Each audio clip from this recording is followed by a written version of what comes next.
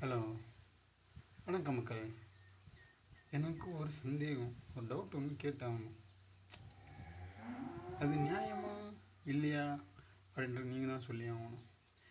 நேற்று நைட்டு 9:30 மணிக்கு கேஸ் காலி போயிடுச்சு. எங்கள் அப்பா ஒரு வாரமாக சொல்லியிருந்தார், கேஸ் புக் பண்ணுறான்னு சொல்லிட்டு. நம்ம செய்தியெல்லாம் பார்த்தோம், ரீல்ஸ் பார்த்தோம். நம்ம கோபி சுதாகர் அண்ணாச்சி கூட போட்டிருந்தாங்க, ரீஃபில் டேட் வந்து பார்த்தினாக்கா புக் பண்ண டேட்லேருந்து 25 days கழித்து ரீஃபில் பண்ணிக்கலாம் கேஸு அப்படின்னு சொல்லிட்டு. சரி, நம்ம அப்ளை பண்ணது 12/2/2026.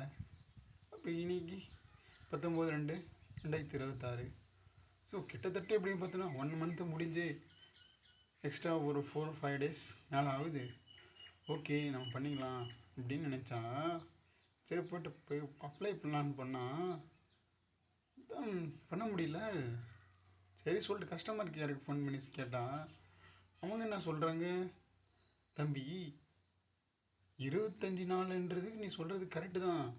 அது வந்து பார்த்தோன்னா சிட்டியில் இருக்கிற பீப்புளுக்கு, நீ இருக்கிறது வந்து வில்லேஜு, உனக்கு ரீஃபில் டேஸ் வந்து பார்த்தோன்னாக்கா 45 days அப்படின்னு சொல்கிறான். இதெல்லாம் நியாயமா சார்? இது சிட்டியில் இருக்கிற இவங்க சிலிண்டர் மட்டும்னா வேகமாக ஏறிது, வில்லேஜ் இருக்கிற சிலிண்டர்னா மொல்லமாக ஏறிதா?